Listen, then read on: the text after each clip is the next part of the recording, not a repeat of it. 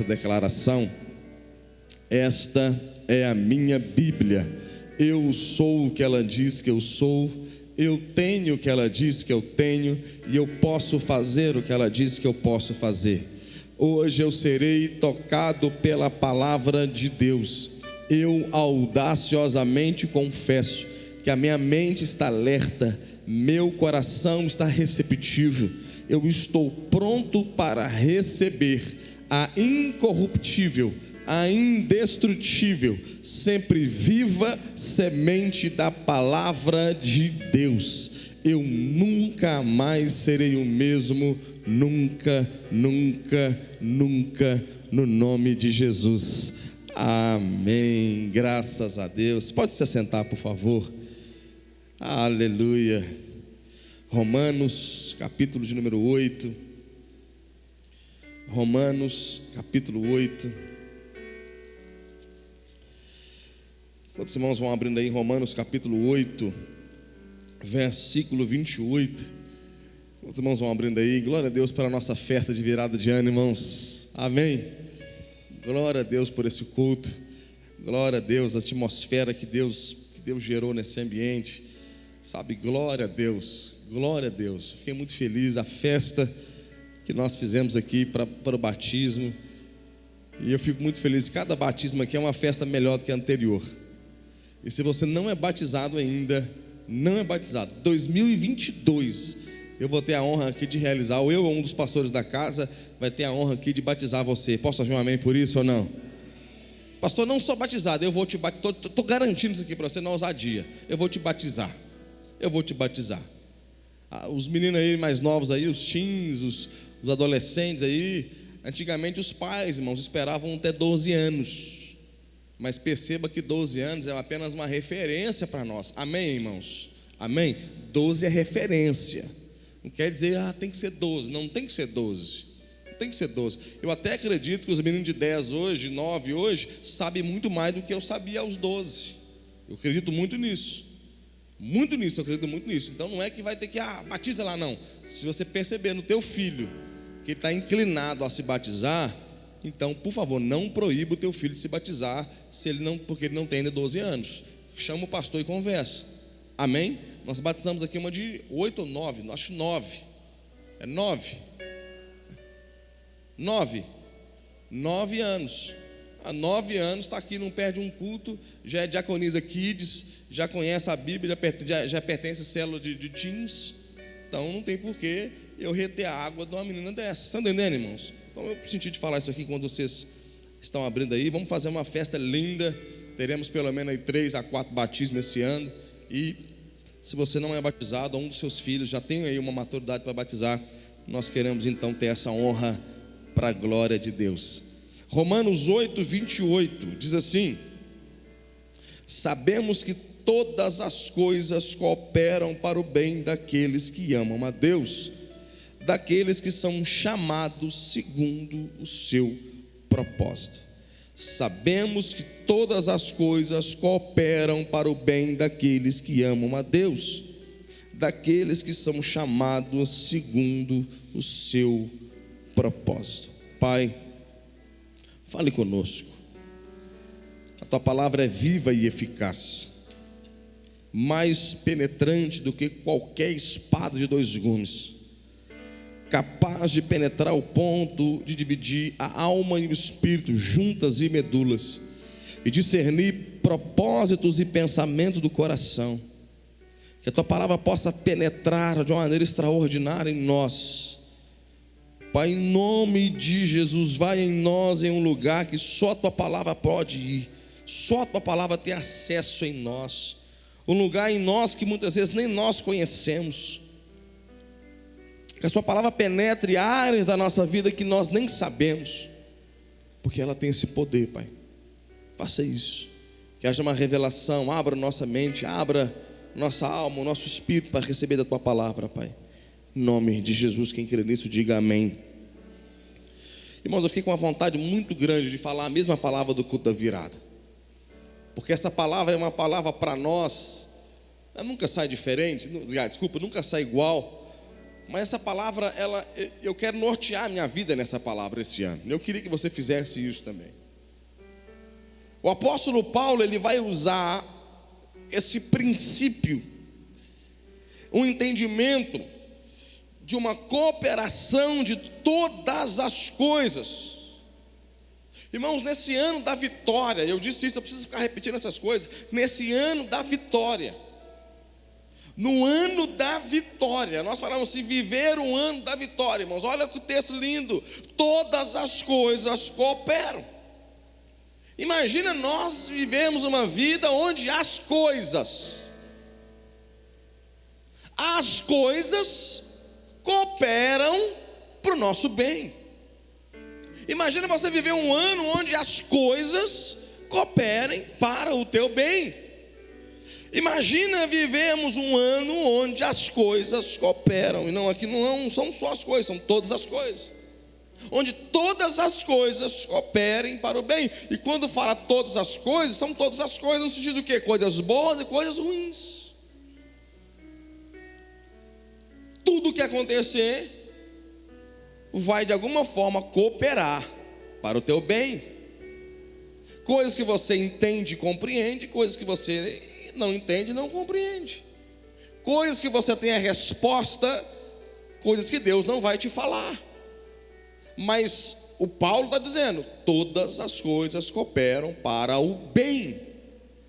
Agora o versículo, parte B, a continuação, leia de novo comigo aí na sua Bíblia, se ela estiver aberta. Daqueles que são chamados segundo o propósito.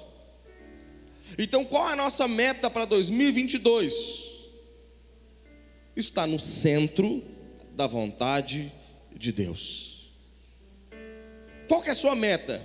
Eu disse aqui que você pode, sim, projete, planeje, sonhe e ser bênção. Amém ou não amém? Sonhe, projete, empreenda, ore para você melhorar em várias coisas. Amém, glória a Deus. Mas o principal para a nossa vida em 2022, entendendo esse texto, entendendo o ano da vitória, o principal, daqueles que são chamados segundo o seu propósito, vontade de Deus, chamado segundo um propósito. Quantos creem que Deus tem um propósito para você? Diga amém. Irmão, sabe quando as coisas começam a fluir na vida de uma pessoa? É quando ela está vivendo de acordo com um propósito. Sabia que você pode cooperar com Deus? Paulo fala isso, sabia? Parece estranha essa palavra, mas sabia que nós podemos cooperar com Deus? Sabia que você pode cooperar com Deus segundo o chamado que o próprio Deus fez na sua vida? Sabia disso? Então eu poderia dizer que quando eu coopero com Deus, apesar de parecer estranha essa palavra, Paulo usou muitas vezes ela. Quando eu coopero com Deus, todas as coisas vão cooperar ao meu favor. Amém? Então qual que é o segredo da vitória? O segredo da vitória é ter todas as coisas cooperando para o meu bem. É o grande segredo, irmãos. Qual é o segredo de uma vida abundante? Qual é o segredo da vida que Jesus disse que nós poderíamos ter? É interessante se a gente for pensar que a nossa vida, os irmãos sabem, eu prego muito sobre salvação, os irmãos sabem disso, mas se você pensar que a salvação, que é a grande bênção, que é a âncora da nossa alma, que é o que nós aguardamos com temor, com tremor, não é apenas a totalidade do Evangelho, é a melhor parte, a maior parte, mas não é a sua totalidade, porque a proposta do reino não é só nos levarmos ao céu, é trazer também um céu até nós. Então nós precisamos pensar uma vida abundante aqui na terra. E quando eu falo abundante, eu não estou dizendo de vida profissional ou vida financeira, não estou dizendo isso, estou falando de uma vida próspera em Deus, uma vida abundante em Deus, uma vida de quem compreende que as coisas estão cooperando, contribuindo para o bem desta pessoa. Agora, como isso é possível, irmãos? Como isso é possível? quando nós estamos lutando para viver um propósito. Quando nós reconhecemos um propósito, nós nos rendemos ao propósito, Deus vai trabalhar segundo o propósito. A palavra chamado fala de algo que já foi liberado da eternidade. A palavra chamado fala de um Deus eterno, santo, imutável, poderoso, soberano, que declara algo ao seu favor. E o seu papel é descobrir o que Deus tem para você e se mover em direção ao propósito. Irmãos, em nome de Jesus, que 2022 você tenha coragem, ousadia para abraçar o que Deus tem para você. Ainda que para abraçar o que Deus tem para você, você precisa correr alguns riscos, porque na fé, Deus às vezes não fala tudo. Mas tenha coragem, ousadia para você abraçar aquilo que Deus tem para você. Na continuação do texto aqui, o versículo 31 é uma das maiores perguntas da Bíblia. Que diremos, pois, à vista dessas coisas? Se Deus é por nós, quem será contra nós? Um Deus que coopera para o bem daqueles que amam, um Deus que coopera. Aí é uma pergunta linda: quem será contra nós? Se Deus é por nós. Agora, o Hernandes Dias Lopes um dia aplicou esse texto de uma forma que eu fiquei impressionado. Ele disse assim: o texto diz, se Deus é por nós, quem será contra nós? Mas o contrário também é verdadeiro. Se Deus é contra nós, quem será por nós? E muitas vezes nós estamos andando, prosperando ou lutando para viver aquilo pelo qual Deus não nos chamou. Aí o próprio Deus tem que vir e colocar a mão no nosso peito e falar: para aí. Lembra do Saulo? O Saulo estava prosperando onde Deus não havia chamado.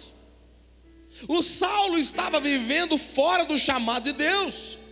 O Saulo estava indo a caminho de Damasco. De repente, os irmãos conhecem o texto, Atos capítulo 9. A luz veio com mais forte do que a luz a meio-dia. Veio uma voz dizendo assim: Saulo, Saulo, por que me persegue? Aí vem uma frase que eu fico impressionado: dura coisa é para ti recalcitrar contra os aguilhão. Sabe o que Deus está falando com Paulo, ou com Saulo? Ô Saulo, não adianta fazer força contra Deus. Vocês estão comigo? Ô Saulo, não adianta fazer força contra alguém que é mais forte que você. Ô Saulo, quanto mais força você faz, mais você se machuca, mais você se fere. Se Deus for contra nós, quem será por nós?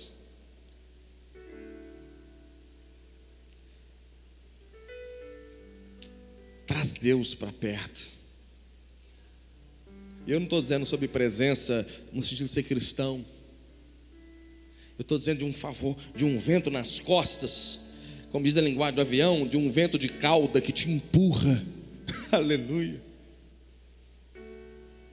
Traz Deus para você. Traz Deus para soprar um vento a favor, não contra. Porque, irmãos, a melhor manifestação de graça de Deus seria parar você, se você estiver fora do propósito dele.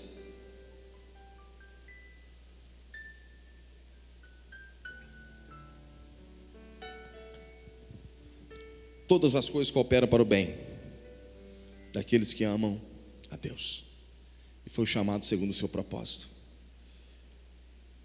Mateus, no capítulo 6, Jesus vai trazer uma série de coisas pelas quais nós não podemos andar ansiosos por elas. Vestimenta, comida. Ele começa a trazer sobre coisas relacionadas ao nosso bem-estar da vida. Mas quando chega no versículo 33 de Mateus 6, ele diz: buscai, pois, em primeiro lugar o reino de Deus, a sua justiça, e todas estas coisas. Estas refere à lista que ele acabou de falar. Todas essas coisas que normalmente as pessoas buscam, ele disse, vos serão acrescentadas. Então a linguagem é a mesma. da cooperação. Paulo falou: eu preciso estar no propósito e as coisas vão cooperar comigo. O próprio Jesus, o nosso Senhor e Salvador, disse: eu preciso buscar o reino em primeiro lugar e as coisas vão ser acrescentadas. Ou seja, eu busco a Deus e as coisas me buscam. Quem tem fé para entender isso? Que você pode buscar a Deus e as coisas alcançar você. Já percebeu que em Deus a maioria das coisas que nós recebemos, nós não merecemos recebê-las? Já percebeu isso? Você busca Deus, aí de repente começa a chegar coisa atrás de você, e você fala assim: engraçado, tem pessoas melhor do que eu que poderiam estar vivendo isso, mas chegou para mim. Você está numa empresa, você fala assim: engraçado, tem uma pessoa mais capacitada ali, por que meu chefe me escolheu?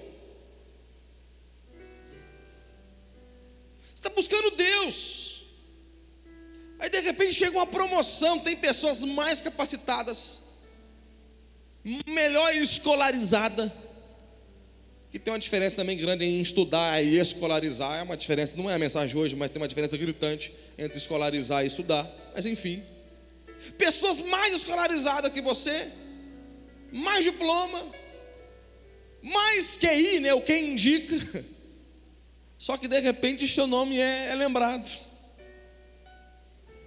Por que isso acontece? Porque as coisas têm que te acompanhar. A bênção vem atrás de você, e na mesma medida que você corre para o reino, é a mesma medida que elas vão correr até você.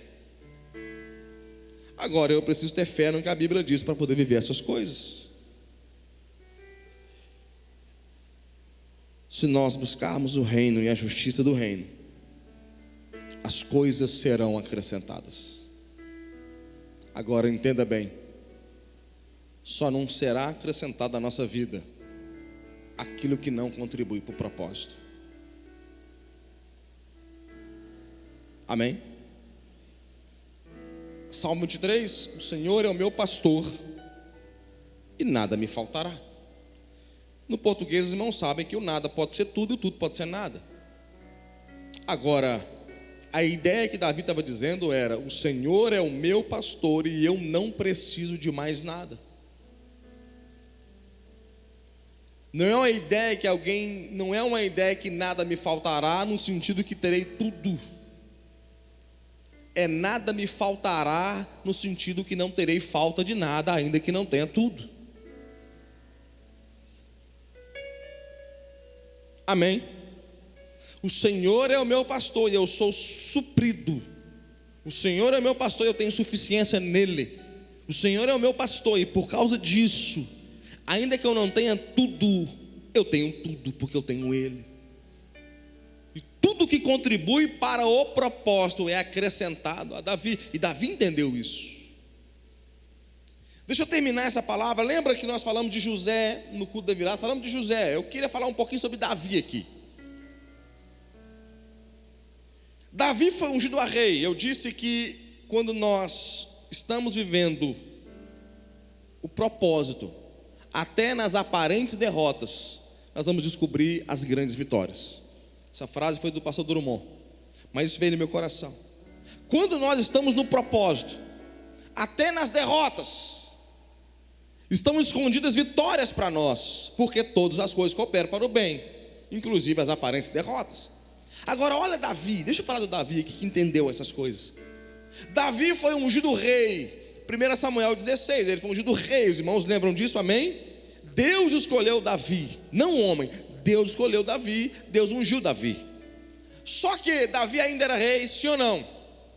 Não era ainda, amém, irmãos? Davi continuou sendo Davi, continuou fazendo funções chamadas funções baixas, que era cuidar de ovelhas malhadas.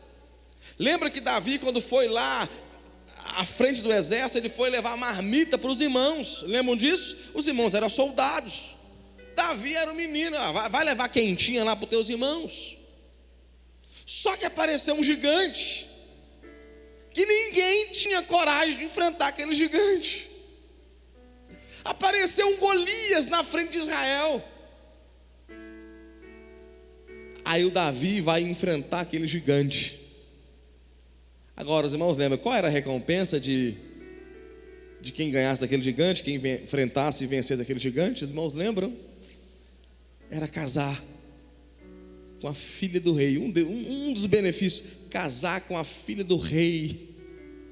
Davi foi ungido rei, mas não estava exercendo, era pastor de ovelha malhada, levando quentinha para os irmãos. Mas agora veio uma grande luta, veio uma grande batalha, e é uma grande batalha. Nós romantizamos as coisas, irmãos, mas tenta entrar na pele do Davi. Apesar da fé que ele tinha, ele está enfrentando um gigante herói de guerra que era guerreiro desde a infância. Na linguagem de guerra, armado até os dentes.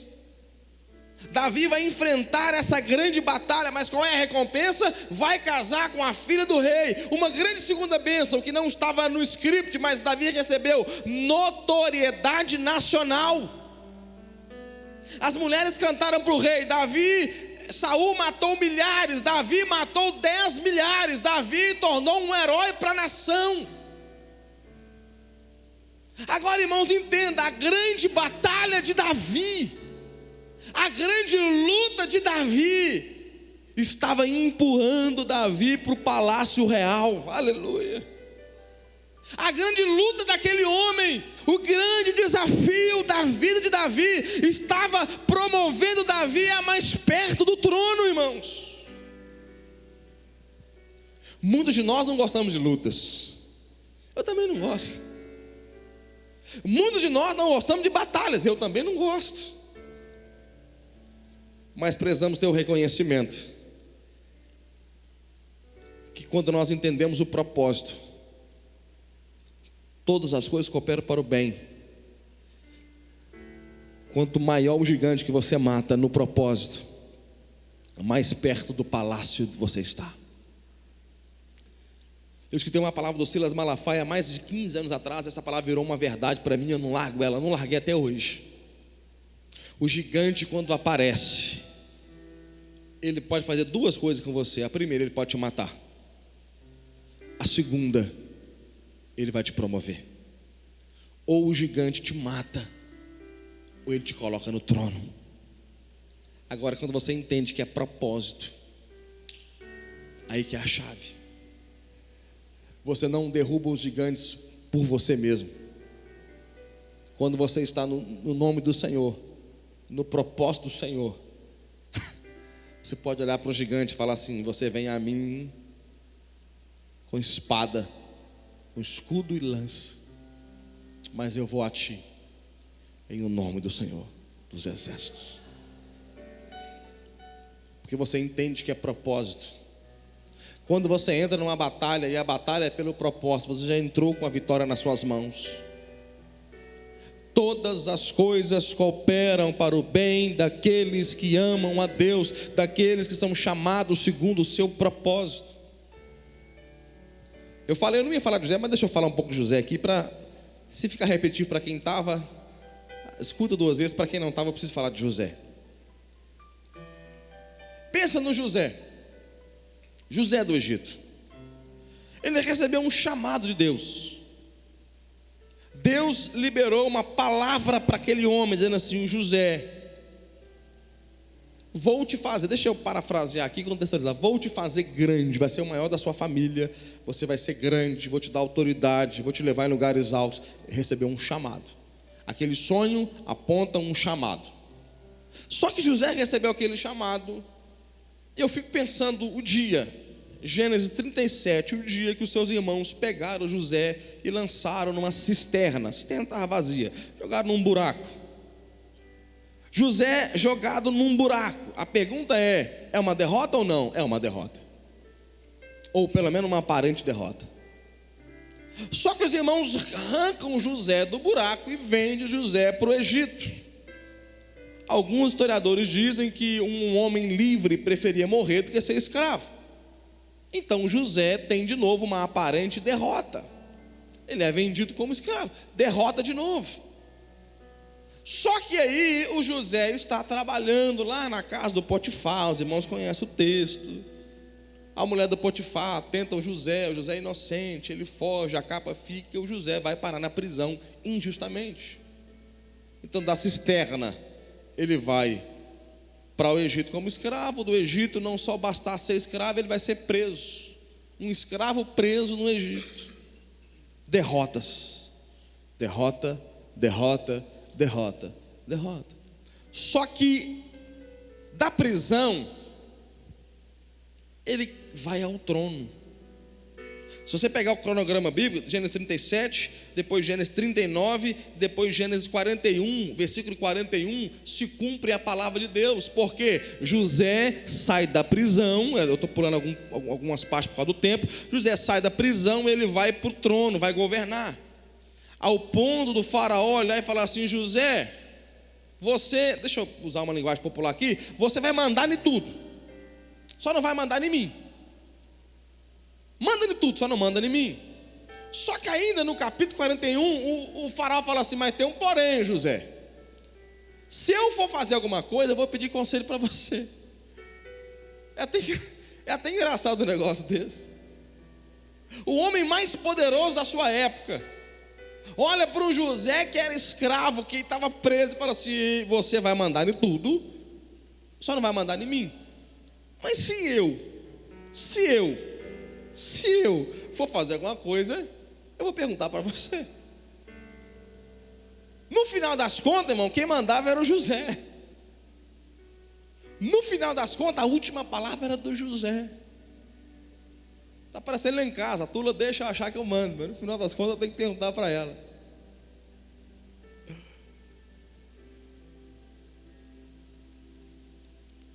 É igual os irmãos falam assim: quem manda sua casa? Fala: eu, pastor. Eu falo: estou sabendo, é igual lá em casa. A mulher deixa a gente achar que a gente está mandando, mas tem que perguntar para ela. Eu já combinei com a Tula, irmão. Se estiver no meio dos meus amigos, deixa eu fingir que eu mando. Vai chamar para ir embora, os irmãos façam a mesma coisa que a sua esposa. Vai chamar para ir embora, não deixa já, vamos embora, não. Chama no cantinho e fala assim: bem, vamos embora. Aí você dá uma volta, lava o cabelo, passa o negócio, volta, vamos embora, mulher, vamos embora. Finge que a gente que manda. O faraó, irmãos, ele estava fingindo que mandava. O faraó falou assim: cara, esse cara tem que mandar, mas ô José, só não vai mandar em mim, mas eu vou perguntar para você. Agora, sabe qual que é o segredo de tudo? Abra aí, Gênesis 45, 4 ao 8. E esse versículo é um daqueles que você precisa anotar. Se não conhecia, anota. Toma nota dele aí. Toma nota. Gênesis 45, 4 a 8, que é uma chave para nós.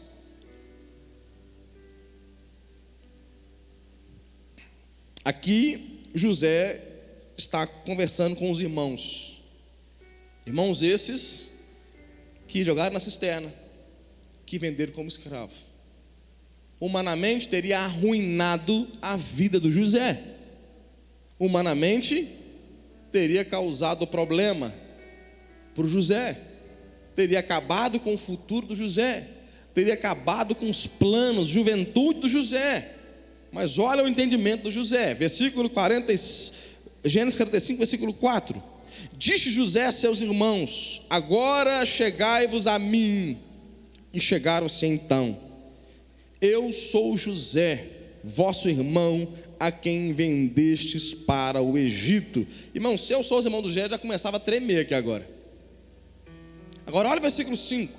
Agora, pois, não vos entristeçais, nem vos irritais contra vós mesmos, porque haverdes vendido por aqui, por haverdes vendido para aqui, porque para conservação da vida Deus me enviou diante de vós. Quem enviou? Quem enviou? Quem enviou? Deus. Porque já houve 2 anos de fome na terra, e ainda restam 5 anos em que não haverá lavoura nem colheita. Deus me enviou. Quem enviou? Deus me enviou adiante de vós para conservar a vossa sucessão na terra e para vos preservar a vida por um grande livramento. Assim, não fostes vós que me enviastes para cá,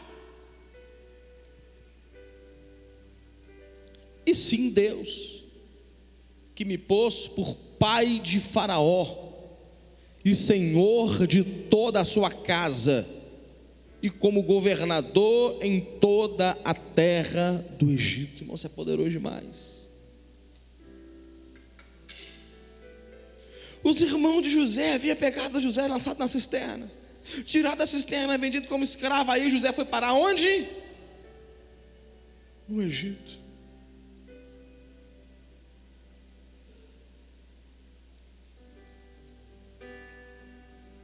Aqueles irmãos, nós sabemos que eles tiveram inveja de José. Quando foram lançar José na cisterna, em Gênesis 37, falaram assim: ah, lá vem o José, o sonhador.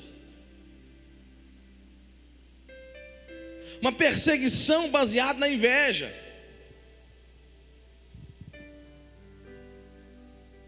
Aqueles irmãos do José não sabiam, mas mesmo tratando José com inveja, com indiferença, com ódio, com desprezo, estava empurrando José para o cumprimento do sonho de José. Irmãos, tem coisas que acontecem na nossa vida que nos faz chorar, que nos faz lamentar. Muitas delas, quando a gente olhar para o céu, fala: Deus, por que o Senhor permite essas coisas? Mas lá na frente a gente vai descobrir que o fato ou o motivo pelo qual Deus permitiu foi apenas um: levar você para o centro da vontade dEle, levar você para mais perto do chamado. Irmãos, dentro da soberania de um Deus que não perde o controle, dentro da soberania de um Deus que não perde o controle de nada, às vezes a gente fala assim: Deus, toma o controle. É como se estiver no céu assim: quando foi que eu perdi? Deus, eu entrego o controle na sua mão. É como se Deus estivesse dizendo assim no céu: mas quando é que não esteve na minha mão? Um Deus que governa tudo, governa a história, governa um homem, um Deus que domina sobre tudo, que nunca perdeu o controle de nada. É esse Deus que está cuidando de você. E se você está no propósito, olha José, aparentes derrotas, aparente derrota, aparente derrota, aparente derrota, aparente derrota. Aí ele percebeu: em todas as minhas derrotas estavam escondida a minha maior vitória, porque todas as minhas aparentes derrotas estavam me empurrando para a maior vitória de Deus na minha vida. Deixa eu perguntar para você: quais são as suas derrotas? As suas aparentes derrotas?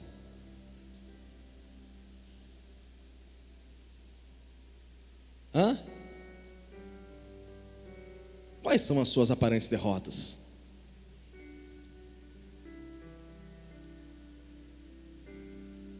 Ah, pastor, eu estou vivendo uma crise na minha vida, pastor. Irmão, sabia que a palavra crise, a etimologia da palavra crise, ela veio da palavra crisol. Crise, a etimologia veio da palavra crisol. Crisol, os irmãos sabem que era para purificar o ouro. Na verdade, você não está numa crise, você está no propósito. As crises que chegam, não chega para te matar, chega para purificar você. Estou vivendo uma crise, pastor. Essa crise, para ver. A crise não veio para te matar, ela veio para purificar você, purificar seu caráter.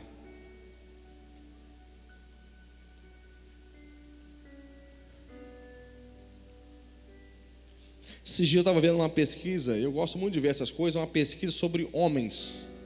Isso, homens, pesquisa sobre homens. Aí perguntaram assim, na pesquisa, na entrevista, desculpa, por que os homens, os jovens hoje estão tendo menos resiliência do que os homens das gerações passadas?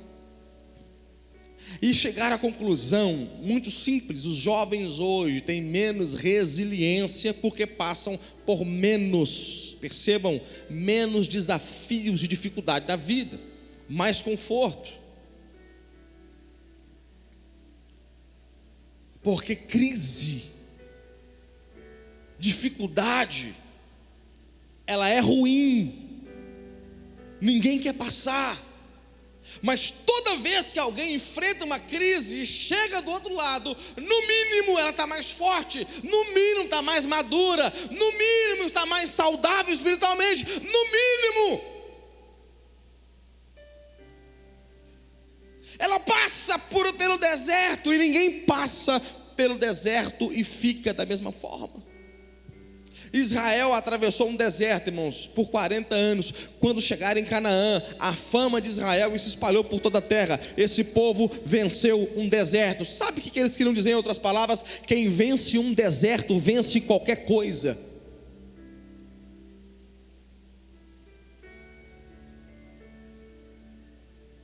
No mínimo, você está mais forte esse ano. Fique em pé, deixa eu orar com você.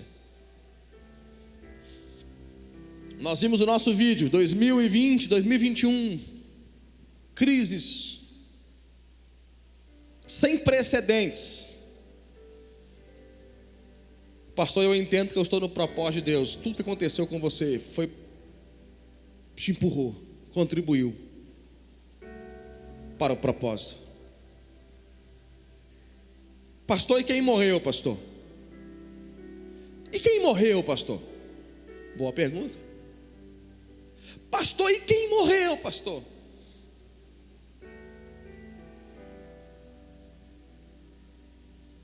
Lembra do apóstolo Paulo?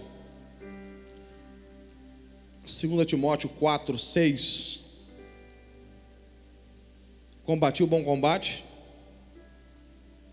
acabei a carreira ou a corrida, guardei a fé. Esse verso, Paulo, ele está praticamente com a espada do carrasco no pescoço. Paulo, os irmãos sabem que ele morreu como um mártir. Agora a minha pergunta é, na morte de Paulo, Paulo está vencendo ou está perdendo?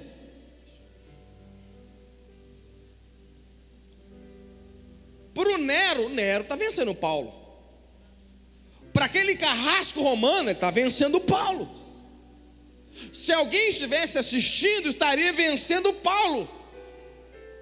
Só que o Paulo está dizendo assim: combati o bom combate, acabei a carreira, guardei a fé. Glória a Deus. Desde agora a coroa.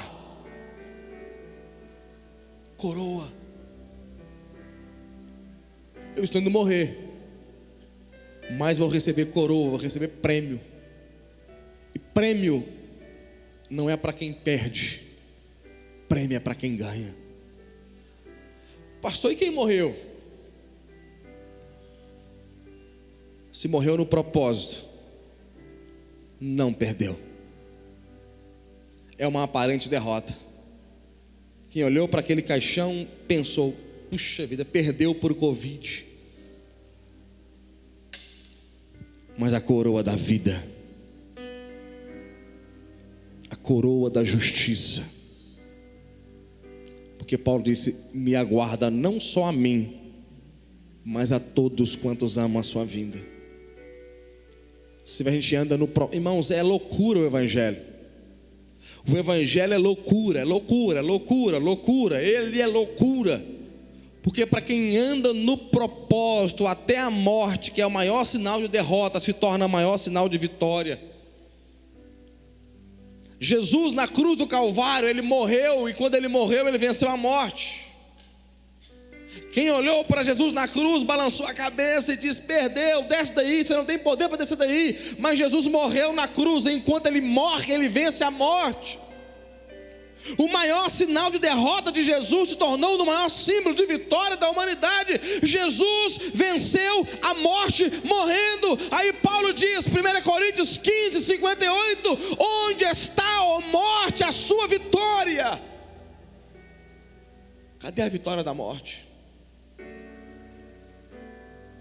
Porque a morte não vence quando ela mata a gente.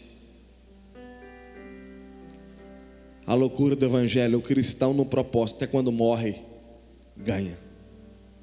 O cristão no Evangelho, até quando perde, ganha.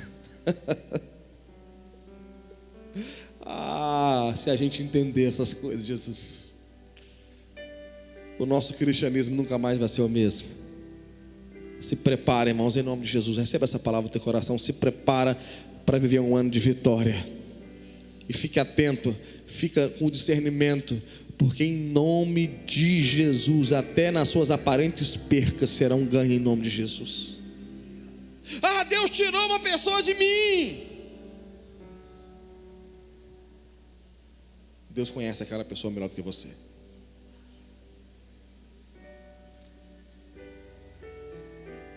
Meu namorado terminou. Deus sabe. Deus sabe quem é o seu namorado. Pai, vamos orar. Eu queria que você orasse. Ora no seu lugar. Eu ia orar por você, mas eu não vou fazer isso não. Vou deixar você orar por você mesmo. Ore aí no seu lugar. Eu sei que se eu te obedecer, voz eu ouvi e seus mandamentos guardar, serei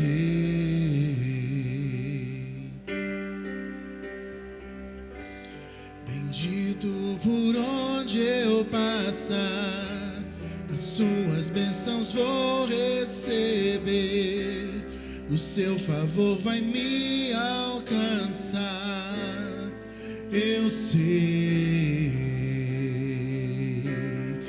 pois eu confio nas promessas que tu tens pra mim. Eu faço um compromisso de ser fiel a ti até o fim. Enche-me com teu Espírito, derrama em mim a tua unção. Eu vou fazer tua vontade, andar na tua direção. Enche-me com teu Espírito, derrama em mim a tua unção. Eu vou fazer tua vontade, andar na tua direção.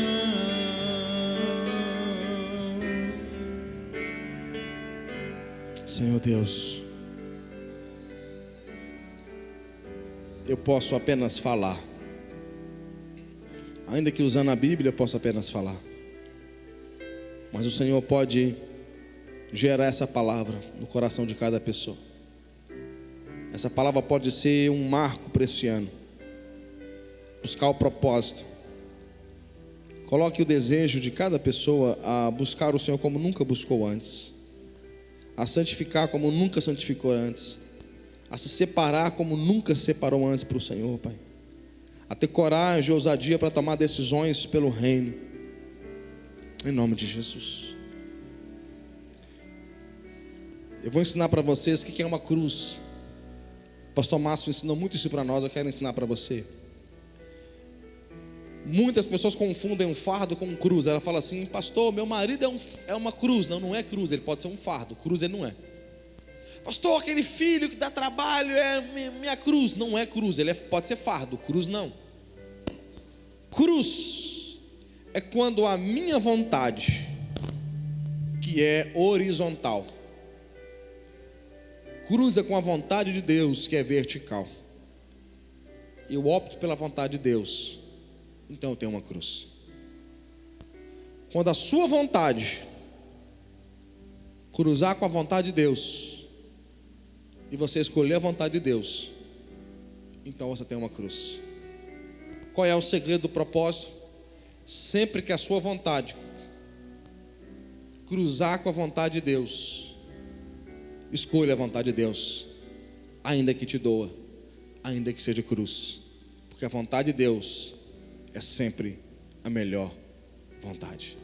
Que a graça do Senhor, Deus o Pai, a comunhão do Filho e a consolação do Espírito seja sobre a sua vida. Deus abençoe, vá em paz. Se você quiser, temos as agendas lá. Fique à vontade para você conhecer as nossas agendas.